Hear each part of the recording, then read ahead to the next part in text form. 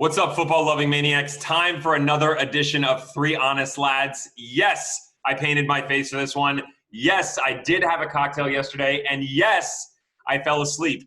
Good news is you're not here to look at me or Watts. I never figure out how these angles work and which picture is where. I don't know what you're looking at. Most importantly, Three Honest Lads, we're back. We have a special treat. Josh Suggs. I feel like I want to go by Joshua, but I don't know if we have that relationship yet. First, Michael Watts. How are you? Nobody cares. Josh, what's up, man? You're finally on.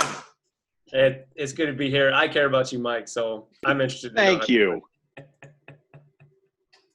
Watts, don't be upset. I'm not upset. It's just, I paint my face for you all the time, and that never comes up. I'm wearing this psychedelic-looking shirt right now. That doesn't come up. I'm trying my best, but, it's all good. But before we go any further, can we give you a little love? I mean, I may look like an Oompa Loompa, but that is some fire artwork in the background. Did you get that from the Met or what?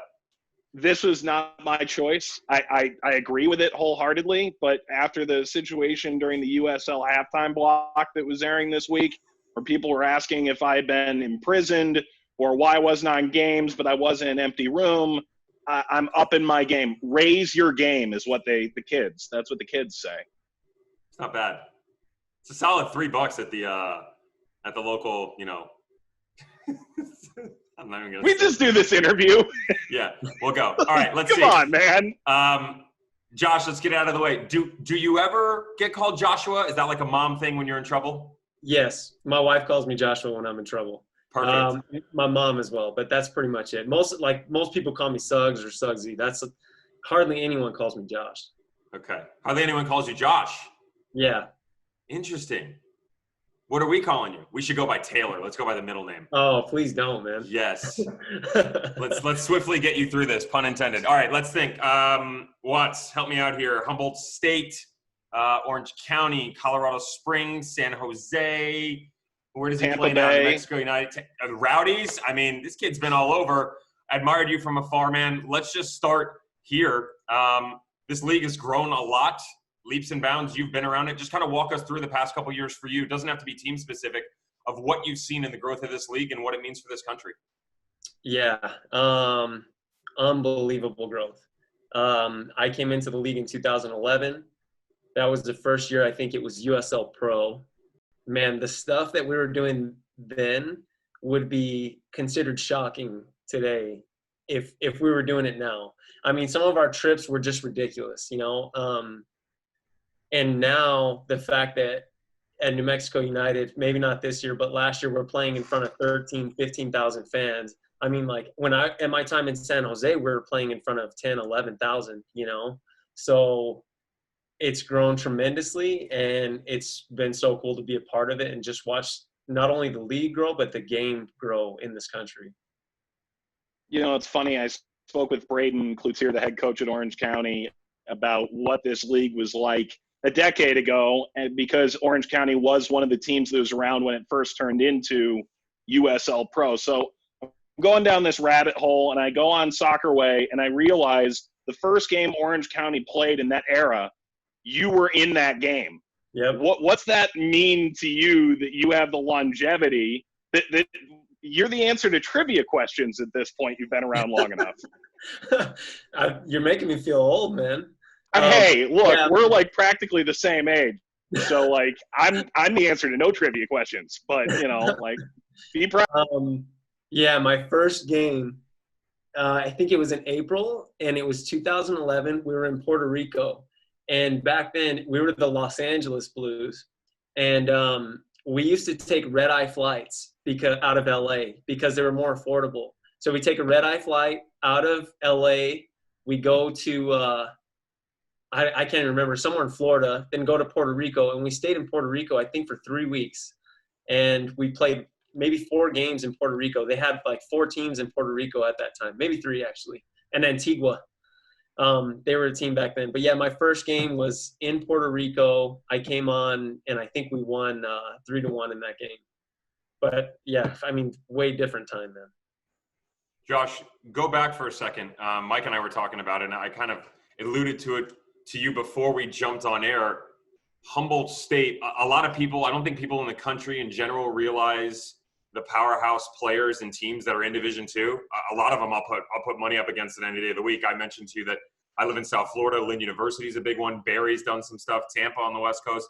But around the country, there's some quality talent and big-time names that have come out of it. Just kind of walk us through your time in college, and maybe, was it a disrespect, a chip on the shoulder that maybe you weren't one of those D1 players that everybody was talking about? Yeah, absolutely, man. I mean, it's tough because people go to schools for different reasons. You know, I didn't go to Humboldt because that was my only option at the time. I went to Humboldt because it was a beautiful place. I liked the school and I liked the guys there. You know, I was a little bit of a late bloomer as far as like growing and kind of growing into my soccer body. But yeah, I chose Humboldt, and I chose to stay there actually just because I love the school so much, and maybe I was a little bit loyal to a fault to my teammates. But there, in my time there, I played against guys that, you know, maybe should not have been playing at Division II schools, and maybe I shouldn't say that, but they definitely should have had an opportunity to play professionally. And I felt like it was a disservice to them for them to not get that opportunity. Tell me this, when was the first time it hit you, whether it be high school, going through ODP, time at Humboldt, or maybe even once you became a pro where it became clear, I can have a decade-plus long career as a professional soccer player in the United States? Because 20 years ago, 30 years ago, this was a pipe dream for most people. And for you, you've proven that there is a way to establish yourself and remain relevant, if not a starter for clubs in different places over a long period of time like this. Yeah, I don't know that ever hit me, especially not before college, and definitely not while I was going through school. I never thought to myself, I'm going to have a decade-long career. You know, I went to school kind of thinking, you know, I'm going to this school, I probably won't have a professional soccer career. My senior year, I played my last game at Humboldt, and I thought, I'm not done yet. You know, like there's no way I can finish my career like this. We weren't good. We had a pretty bad soccer team when I was at Humboldt, and I never had a winning record when I was there. Never played in a conference tournament, none of that. I played forward when I was in college because, frankly, we just didn't have anybody else that could play the position. Yeah, like one of my things in college, man, like I led the nation in shots for, I think, 3 years, but not goals. Like I shot the ball a lot, but never scored. But yeah, man, I after I played my last game, I knew I was going to continue playing. I thought that would be in the PDL. I never even played PDL when I was playing in college. I couldn't get a look, man. I tried out for Fresno and didn't make the team, the Fuego back then. So my college coach basically got me into an open tryout with LA Blues at the time, who were not a team. Showed up there. They said that they saw me more as a left back than as a winger, which I thought was what I was going to play. And they basically told me to just keep coming, and I did. I actually lived with my sister in Las Vegas, and I would drive to LA and stay at a Motel 6 for like $35 a night, and train for 3 days and drive back to Vegas. But it was just a grind, man. And at that point, I signed my first contract, and when I started playing with those guys and I continued to develop and grow, I realized that I could hang at that level, but I could also be successful at that level. And I think from there, I kind of wanted to keep going. And since then, every year I've just thought, you know, like another year, you know, and I'm just enjoying it. Josh, I'm curious I don't want to say if you didn't go pro, that's obviously taking shape and it's done way well for you. When your career finishes, what did you go to school for? Is it something that your degree that you would use, or do you have an idea of what you would do? Yeah, it's so funny, man, because when we talk about this with like guys on my teammates, it's like, what do you want to do when you grow up? You know, and we're like such kids. But I left Humboldt a little early without finishing my degree. And when I was in Colorado Springs, I decided that I was going to go back to school and finish. So as of last week, I graduated college last week. Yeah. All right. Which was tough, but I got through it. We have so much time. I mean, like Devin, like there's so much time on your hands that you figure might as well do something constructive. And I always tell my teammates, like, man, get a degree, go back to school, because a lot of them are just out there like playing video games and doing nothing right now with their extra time. But I graduated with a degree in criminal justice and a minor in psychology. And probably what I want to do with that is either some form of law enforcement or possibly going into the fire department. I really haven't decided yet. Was there a point, anyone who kind of pushed you in that direction? Because I know MLS has had long-term relationships with schools to try and help players figure out life after. Was there anyone who sort of started to point you in that direction, or is it just Father Time said, hey, man, you turned 30, so just maybe keep your eye, on the road moving forward a little bit? The one person, well, actually two people really pushed me to get back into it. And one was my dad and one was my wife. I'm a really outdoorsy person. And that's one of the reasons why I played in Colorado Springs. I had other offers to go elsewhere, but I wanted to be in Colorado because I wanted to hunt and I wanted to fish. And so I spent all my extra time there for the first 2 years just doing those things. My third year there, that's when my dad came to me and said, like, look, this isn't going to last forever, what you're doing. And you need to make something of your time and do something with it. And you need to finish your degree. And what happened was we had sorry, I'm going into a rabbit hole here, but my first year in Colorado Springs, my wife and I lived, and my son, my newborn son, we lived in a trailer in the mountains. That's how we lived. And so we went home and we sold that trailer for $3,500. I mean, like, it was a piece of crap trailer, And I went to give it to my dad because my dad wanted to buy a new trailer, and he said that we would share it when I wanted to go out and do things. And my dad gave the money back to me, and he said, you spend this on school. I'll help you in the beginning. And I made a promise to him that I would finish. And so, yeah. Sorry, I don't mean to be talking so much about this, guys. I feel like I'm giving you my whole life story. No, for what it's worth, I love it. And I think sometimes, like, the PR guys in Colorado Springs always said, hey, like, he's really outdoorsy. I asked Trent about you, and he's like, oh, yeah, like, he's very outdoorsy. I'm like, I don't know what that means. But try and describe to me, like, is your wife cool with the living in a trailer on a mountain, or was that not really her style? Like, that's an acquired taste for most. Yeah, for sure. I think I kind of, oh man, I don't know that she would be up for that now, but at the time we were very adventurous and we loved it, man. Like, we grew together in that time, and it's similar to like living in a tiny house. And we could do it then because our son was 5 months old and he crawled around everywhere and he wasn't running around, and I mean, now he's 5. So at the time it was very doable. Now there's no chance. And I think if she had the option to either live in a trailer or live in a house, she would probably live in a house. At the time though, like, I mean, I was spending $300 on rent and utilities and stuff. And like, that was nothing, that was just like the grind of being able to play and do that.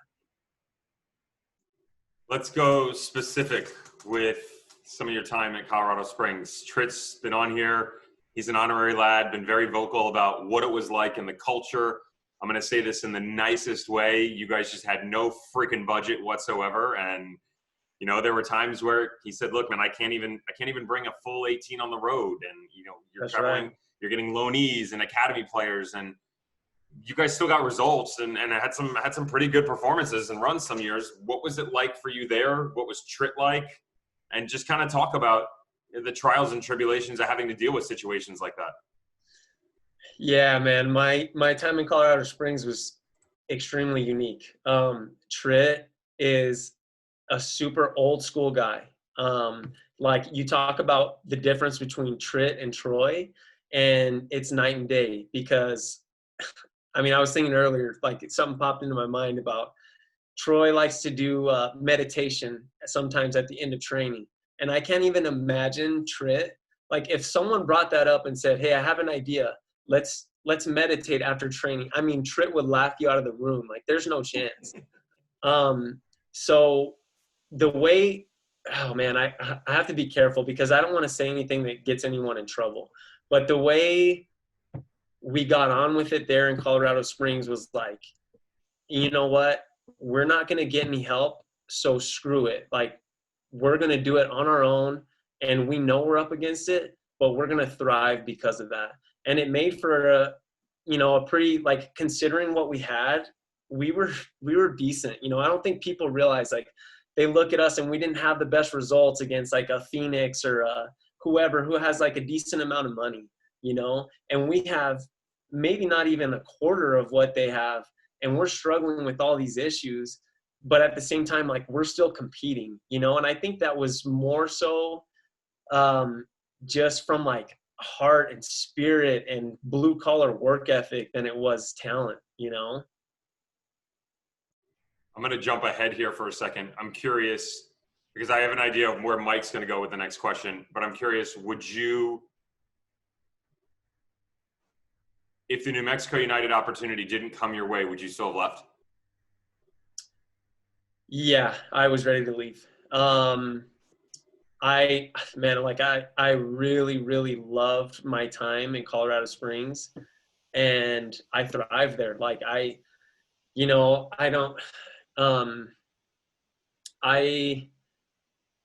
our game plan a lot of times revolved around me. You know, I was kind of like, and I want to say this in like a way that's humble, but at the same time, like, I was a big part of what we were doing there.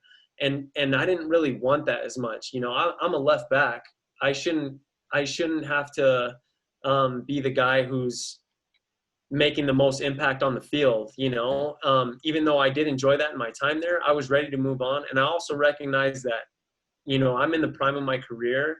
If I'm ever going to make money or be successful where I can actually win a championship, I need to move on, because I don't know that the way it was structured there, that we really had an opportunity to win. And so I kind of put it out there that I was ready to go. Dev, I'm going to buck the trend here and just ask you, Josh, Suggsy. I mean, I think we're there now. Taylor, is there like a movie you can relate this to? When you're going like, screw it, we're going to do it on our own, I'm thinking the movie Major League. It's like, is that totally off base where you're just all like, forget it, we're going to do it on our own? No, it's not off base. And gosh, man, like, it's funny because I want to talk about everything that happened there, but I shouldn't. But just the way that my relationship with Steve, like, he was very open with me about what was happening in the front office, what was happening with ownership, all of those things he was letting me know. And it was my job to relate to the players, like, look, we're not going to get help, you know? And so right now we're playing either for contracts for next year, or, you know, you're looking for your next team, you know? And that's, you have a few guys that have stuck around Colorado Springs for a long period of time, but not many. Because most guys, when they have good years, they want to move on. So yeah, it's very similar to that movie, I would say. Good, because I'm from Cleveland and I love that movie. You get the chance to go to New Mexico. Devin and I were together at USL final, I guess it'd be 2018, ahead of the 2019 season. They made their first announcements about players for the expansion team in New Mexico. They had that great big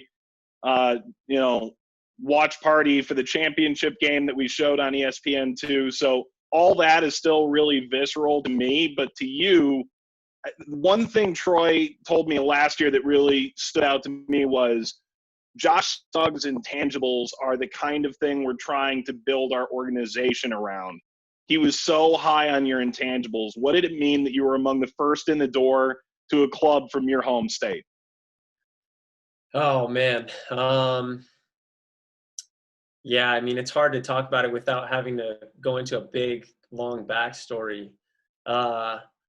So when they announced Troy as the head coach for New Mexico, they announced Devin Sandoval as our first player. And then they announced Troy as our head coach. I've never met Troy, didn't know much about him.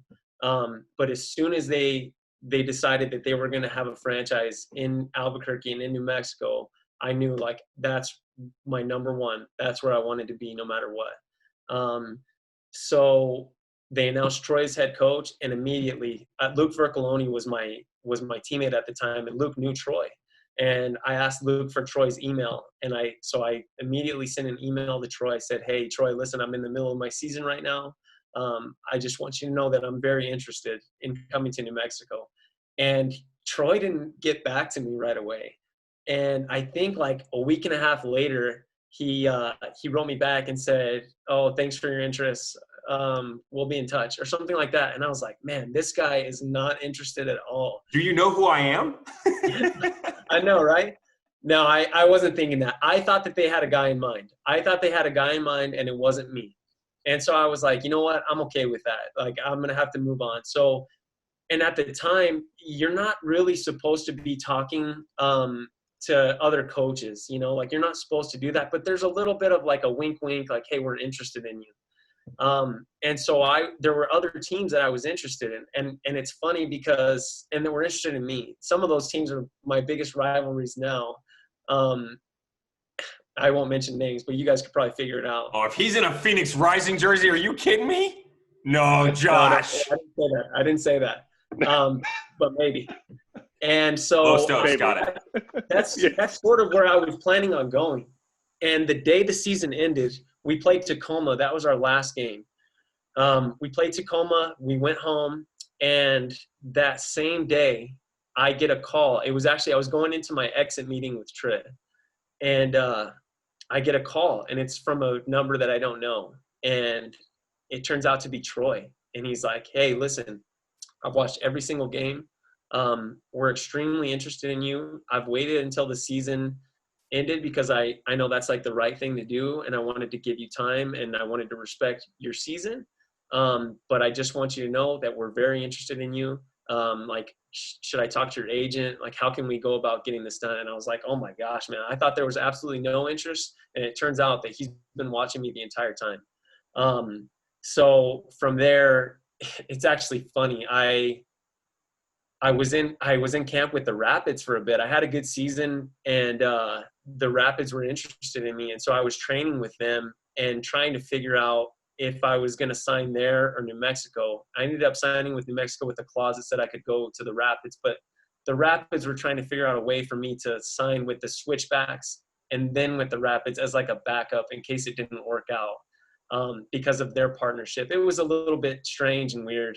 And I decided not to go that route because I didn't want to get stuck with the Switchbacks again. But to be amongst the first guys that signed for New Mexico, and not only that, to be at that black and yellow bash that you're talking about, and just be amongst my people, the people that I've spent my whole career representing, and to say like, you know what, I'm coming here for you. And like, not only that, I'm coming back here from leaving here and not being here for 10 years. I'm coming back here and I'm playing to represent you is huge. And it's just a different type of mentality when I'm suiting up for this team as compared to, you know, like a Switchbacks or an Orange County. Whereas like, man, I have pride in what I'm doing here. I have pride in the place that I come from, and I want to represent that to the best of my ability. Josh, were there any possibilities of you going to the East? I mean, you kind of alluded to where you could have been in the West. Well, we're not going to put words in your mouth, but to be honest, man, like there were a lot of opportunities. The most serious opportunities I had were amongst Phoenix and El Paso, really. There was other talks from teams out East, but also teams in the West that I just wasn't super serious about. My biggest thing, man, was I wanted to go somewhere where I could win. Like, that's what I wanted to do. And that was my first conversation with Troy. I said, Troy, like, I want to go to a place that's going to win a championship. And Troy was all on board, man. And he was like, this is how we're modeling the team. We can do that. And the next phone call I got 5 minutes later, Peter Trevisani, he calls me. I've never had an owner call me ever. And he calls me up and he starts talking to me about his vision and what he sees. And I'm like, at that point, I'm sold, man. If the owner's calling me and he's that interested in me, like, it's a done deal, man. And at some point, I don't know if it's going to be in my time or not, but we will win a championship here because like we can't not do it. It's going to happen. I know Mike Watts wants to talk Isotopes Park with you and what it's like playing there and that kind of stuff. I'm going to stay on the championship topic right now. Watts and I had the opportunity not just to see all your Open Cup games. We were at them. We were with you guys in Minnesota. We called that game for ESPN, and it didn't turn out the way that you wanted it to. But just kind of walk me through what that was like. So, expansion year, fresh start for you. The team is flying. Good start on the season. Good results. You guys are in Open Cup. Go deep. Kind of walk me through that experience and just share with the fans what that was like for all of you. Oh man, yeah, what a crazy first part of the year. Yeah, I mean, to go along the lines of like what Isotopes Park is like, that first game we played against Fresno, it was overwhelming for me. I didn't have a good game because like my mind wasn't on the field, it was in the stands. Like I was a part of what New Mexico was bringing and not so much a part of like, hey, I need to focus on this game that's right in front of me, because it was so crazy. I didn't expect that amount of support. I didn't expect the people to love it and embrace it the way that they did. So we go on a good run. I think we win like 5 or 6 games, or we just went undefeated for the first part. Open Cup comes along and we do extremely well, which was kind of like a love-hate relationship, because we do well in Open Cup, we start doing poorly in the league. To get to Minnesota, to have them charter a flight of our fans out to go to Minnesota, like all of that is surreal, to play there and even to be embraced by the Minnesota fans. And like, that's insane, man. And you don't expect that, the whole experience was, yeah, I guess that's the best way to sum it up, it was just surreal. And like, now that I'm more used to it, you expect it a little more. So I guess I'm a little more used to it, but it's still a little bit, I guess, shocking. You just don't expect it.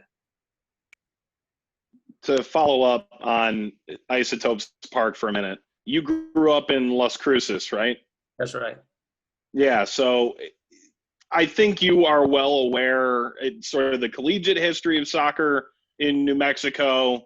There is a professional history of soccer in New Mexico, but obviously it's been a while.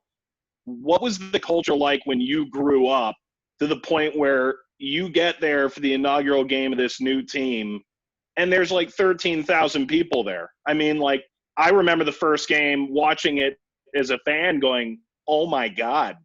So for you, were you surprised that they took to a team like this that quickly? Or was there maybe a secret to why they were able to get fans so whipped up about this franchise? Because it almost feels like this is the personification of USL 2.0, if that makes sense.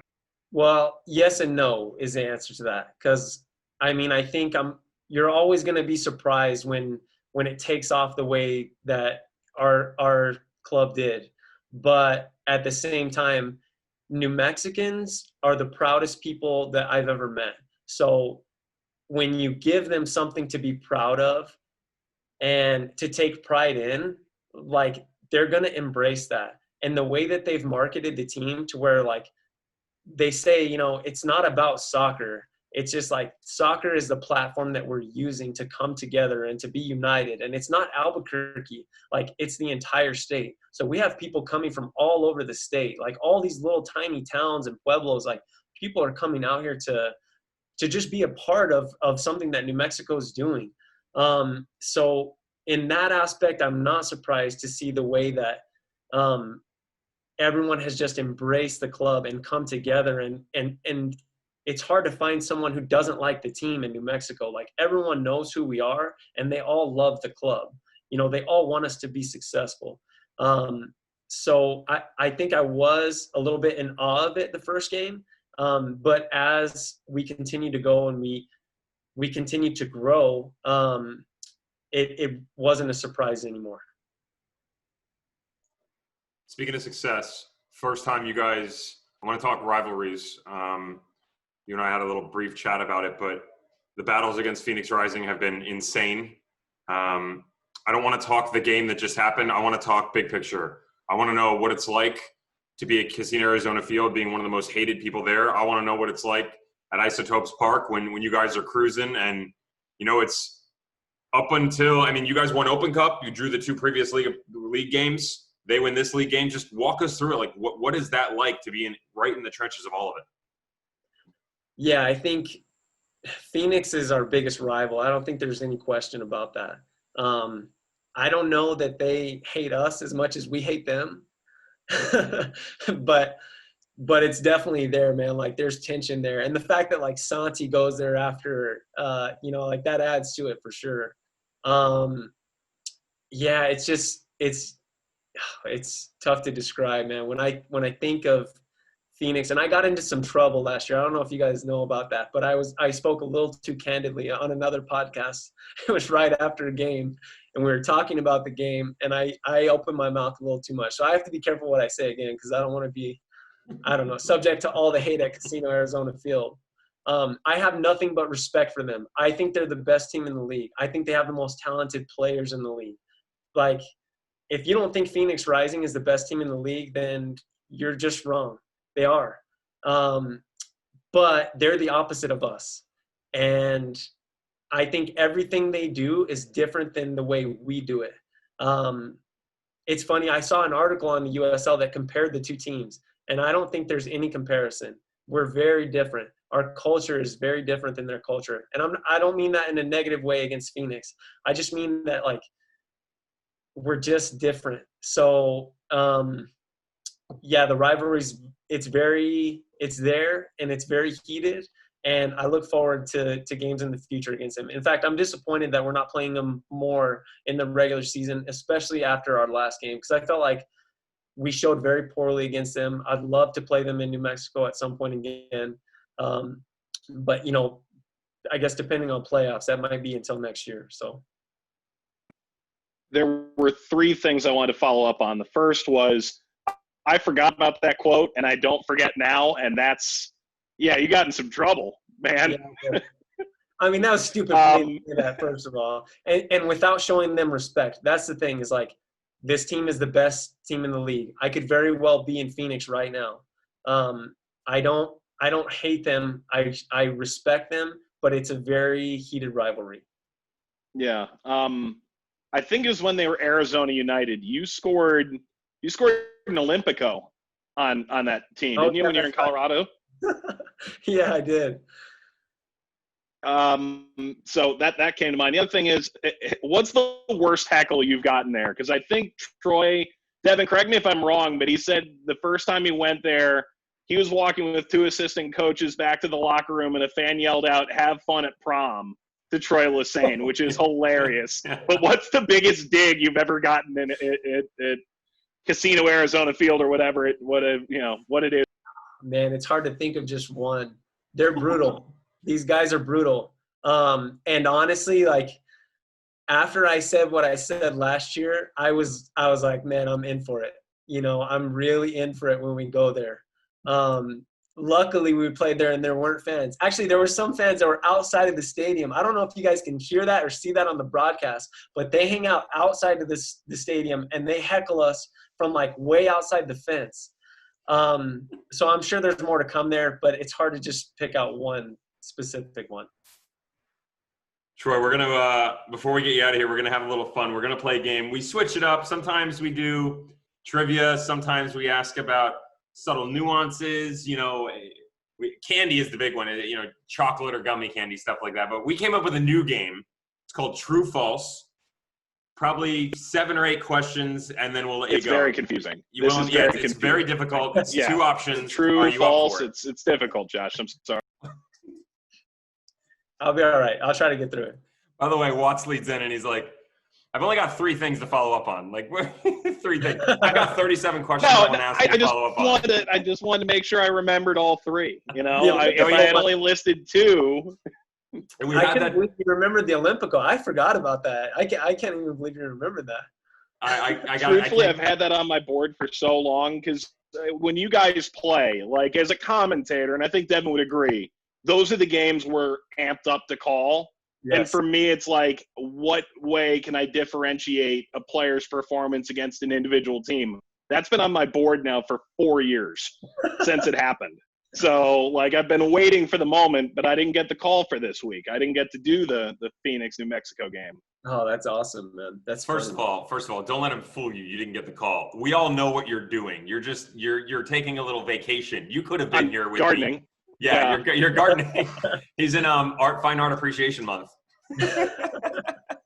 I picked this up in the Met. Yeah, for sure. All right, so we'll go back and forth. Watts, I'll start off. This one wasn't on the ones that Watts and I came up with, but I had to ask because you brought it up and you talked about one of the players. You talked about Vercoloni, which is awesome. True or false? Jordan Burt's mustache is more magical in person. Oh, so true, man. And because it's not the mustache, it's like the personality, like his persona. That's Jordan Burt to a T. And if he shaves that mustache, I'm like, what are you doing, dude? That's not you, man. So he should have a mustache until the day he dies. I hope he knows that. This guy's a legend, by the way. Like, Jordan Burt, one of my favorite people on the planet. Yeah, I love that guy. True, false, you are Humboldt State's most famous alumnus. Definitely false. I don't think anybody knows me from Humboldt State. I bet I would go there and not a single person would know who I was. That's an abomination. Oh, I don't know about that, man. True or false? When Josh Suggs goes hunting, he uses a bow instead of a gun. That's false because I do both. I do both things, but Jordan Burt is a bow hunter. And when Jordan Burt bow hunts, I'm with Jordan Burt. But when I rifle hunt or muzzleloader hunt, Jordan's with me. So we flip-flop. That way we can hunt more.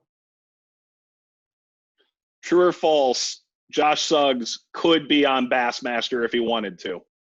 False. I would never do that. Not that I don't love fishing. I wouldn't do it in front of a camera. I can't even. I have so many things that I want to say right there, and I'm not going to. True or false? Your right foot is better than you're given credit for. False. When I have to use my right foot, I use the outside of my left foot.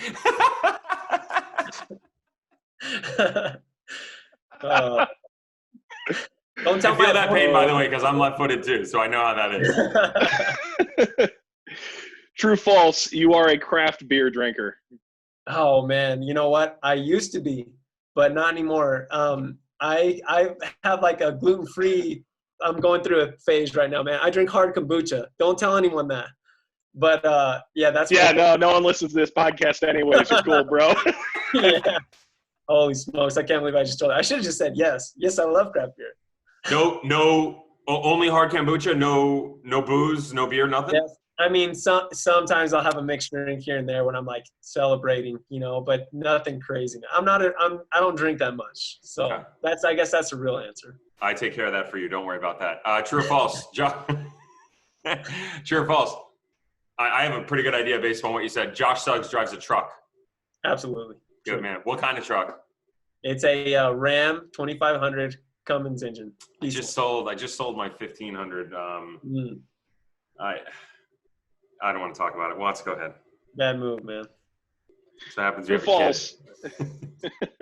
True, false. You knew what Meow Wolf was before you joined New Mexico United.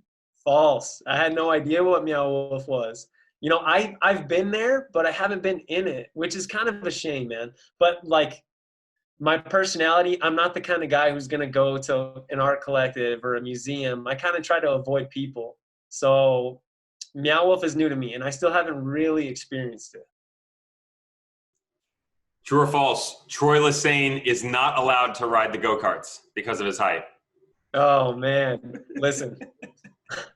Troy will listen to this podcast because of what I said in my interview last year that got me in trouble. So he polices these things. So I have to be careful what I say. But what I will say is the funniest last year – you guys broadcast, or I think it was just you, Devin, maybe you and Tyler, and you talked about Cody's height, and you said that Cody's not 6'1" in heels. I was dying during that. I thought that was one of the funniest moments last year you guys broadcast. I love that. You got to give him more flack for his height, man. That's painful. That leads to my next question, actually. True, false? You do listen to the broadcast commentary. Oh, absolutely, man. I'm into it. I love it. What? You know what? I'm not going there. It's going to talk about Colorado Springs again. I'm out. No, Dev, you're up. Man, I'm all in. Let's hear it. No, just, question about the broadcast there. Oh, actually, I shouldn't answer that. All right, Dev. Let's stay on Cody. I hear Woldy's a broadcaster now, man. Yeah, he's working with us now down in Florida. Man, I love that. I've got nothing but love for Woldy, man. It's funny because I heard the last one in OKC and they kept calling him Wolde, and I was like, man, he's trying to sound fancy. It's Woldy, I'm totally bringing that up. I have a game with him in 2 weeks. You can bet I'm gonna be like, so are we supposed to pinky out when we introduce you? Wolde?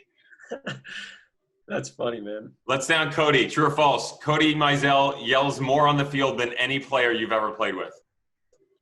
Oh, man. He's pretty vocal. Cody, he's very vocal. But this guy, oh, my God, I love Cody so much, man. His energy is unlike anybody I've ever been around. And you have different type of goalkeepers. Like, you see goalkeepers that when a shot goes off and they make a save, they come out and they yell at their defenders like, come on, whatever it may be. And you have other goalkeepers that do whatever it is. But Cody, like, he screams in celebration.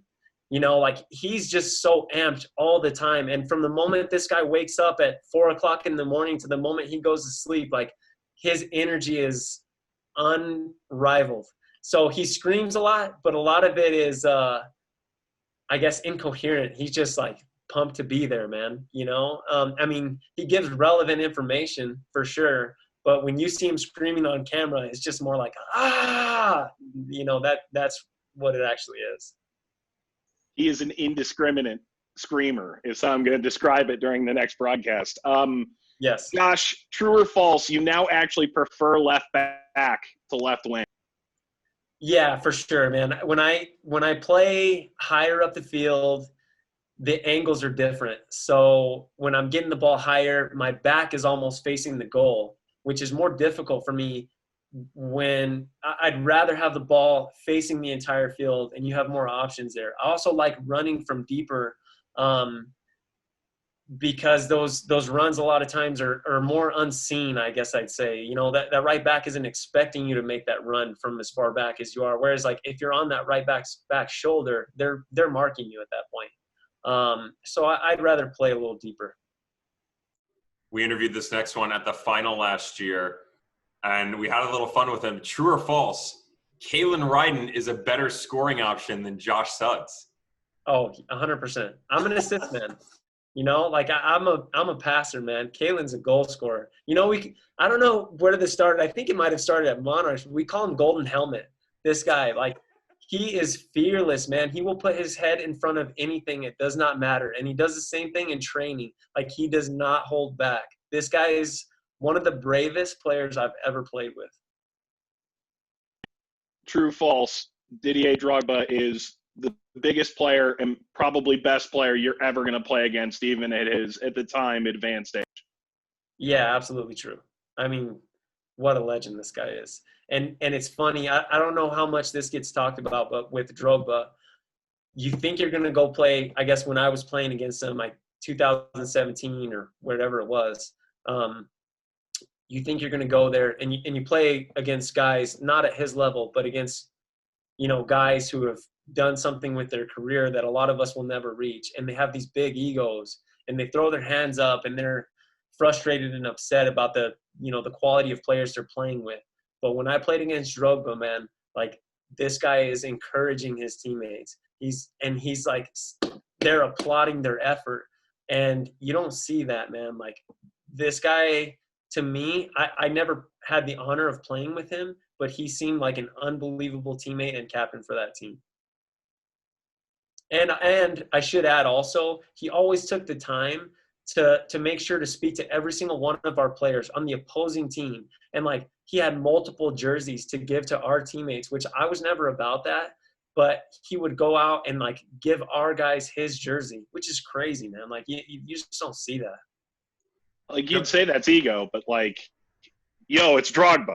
It's Like, there's nothing wrong with that. So- Yeah, okay. man. This isn't a true false. Just a quick follow-up on that. Who's the most difficult player that you've ever had to mark? Asante. Yeah. Yeah, I mean, like, in all honesty, I've played against, some of the best players in this country, possibly the world, in Drogba. I've played against national team players, guys that are unbelievable soccer players. But Solomon Asante he has no business being in this league. And, I don't know what they're doing to keep him in Phoenix. And no disrespect to them, but the guy's an MLS starter for me and possibly an MLS all-star. Like, he's the best player I've ever played against. You guys watch him every week. Like, the guy's unbelievable, man. So being left-footed as well, my background from a child standpoint leads me to my next question. True or false? Josh Suggs is also left-handed as well as left-footed. Yes, I am. True. I am not, by the way. Oh, yeah? Dad used to tie my hand behind my back, wanted me to be right-handed. Put my left hand, take everything out, put it behind my back, put it in my right hand. So I wondered, because it's not very common that you're left and right, usually left and left. Yeah, no, I throw with my left, but right with my right. So I'm a little different, I guess, too, but mostly left-handed. True, false. Josh Suggs is a halfway decent golfer. Oh no, I don't like golf, man. I spend my time in the outdoors. I don't spend my time on a manicured grass, field or whatever. I guess not field, but golf. Down. Dang. True Suggs. Josh Suggs cut True Suggs. True false. True Suggs. True false. Josh Suggs cuts his own hair. Oh, true. I do, man. And I just picked that up because of COVID. I'm like, I'm not going to a barbershop anymore. I'm learning how to cut my own hair on YouTube. I'm figuring it out, man. Can you tell? Is it that bad that you're looking at it? No, it's good. I used to wear my hair like that too. That's why I asked. All right, Watts, we got to get him out of here. One more each. You go first, buddy. All right. True, false. You do your own interior decorating. Oh, that's false. My wife does it. I could care less what this place looks like, man. I lived in a trailer, I don't care what it looks like, man. You can put me anywhere. But yeah, no, my wife. That was almost an incredible turnaround. Yeah, this trailer to that. Good for you, man. Wife. Yeah, no, I don't have the artwork that you have, Mike.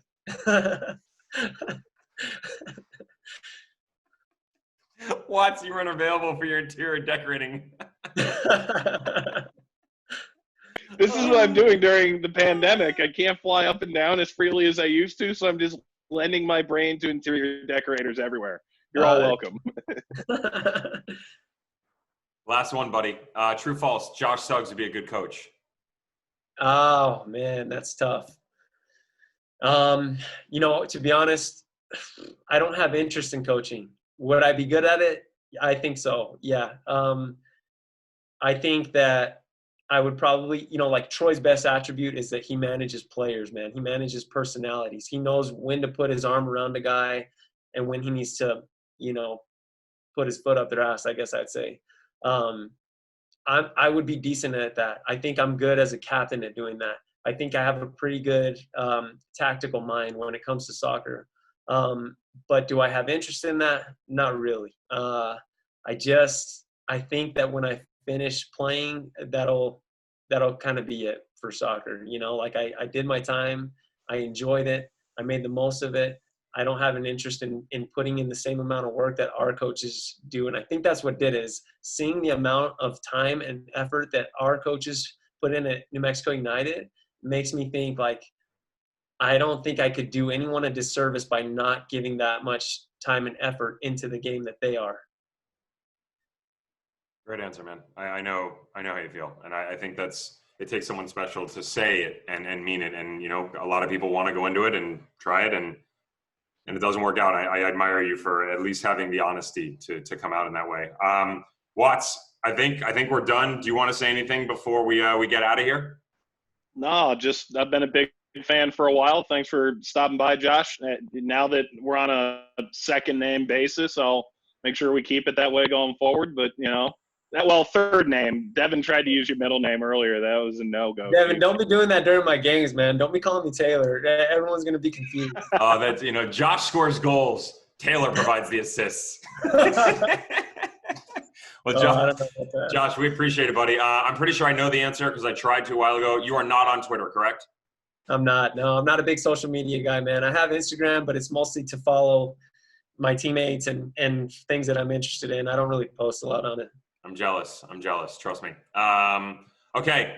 That's at Mike Watts on air. I am at Devon Kerr 9. We are Three Honest Lads. Like, follow, subscribe. Josh Suggs, thank you very much. If you guys want to see him in the future, he will be with New Mexico United. They will be going after Group C in the offseason. He and Mike Watts are starting their own interior decorating firm. We are grateful for your time. Thank you very much. Peace. Thank you guys for having me.